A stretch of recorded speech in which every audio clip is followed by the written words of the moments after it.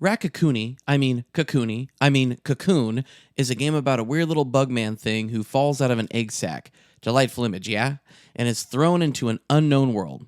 I wouldn't say there's any danger, as there is no combat or dying in this game, but rather there are very minor consequences, but we'll get to those in a bit.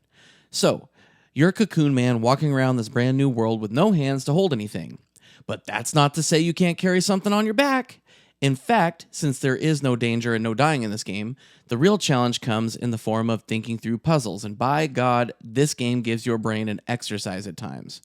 What makes this game stand out from other puzzle games that I've played is twofold: the visuals and the gimmick. The visuals, not graphics, mind you, are excellent. A lot of the scenery and art direction is almost surreal, but pulled back just enough to seem grounded still. The color usage and designs are fantastic here. On the other side of things, the gimmick is really neat.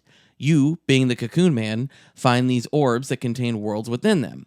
This is a really neat way of using those SSDs in the current generation consoles, and you can go in and out of them through certain checkpoints you'll come across. This gimmick never overstays its welcome and leads to more difficult puzzles as you progress. There are various ecosystems within orbs you'll navigate through, and in each new area the game first teaches you how things work in this world. You see, each orb not only contains a world within them, but has a unique ability that Cocoon Man can utilize to progress. Seriously, maybe these orbs are the Dragon Balls or something. At the end of each area, there will be a boss of sorts. These will force you to use the new ability you acquired and are very fun. One of the bosses was kind of a pain later on in the game, but it wasn't bad. Here's where I'll revisit dying, or rather lack of dying. You see, these encounters are the only time you can have a consequence. If you are hit/touched by the boss, you are thrown back out of the orb completely. As I said before, this is a minor consequence as there is a checkpoint right before each boss, and it just means you have to fight the boss from the beginning once more.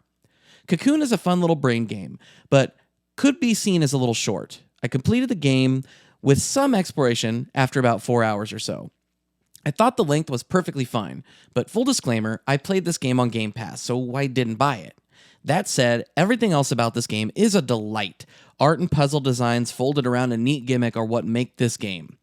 But that isn't why I love this game. Want to know why I love this game so much? It's because I felt like a fucking genius when I completed it. I am the smart!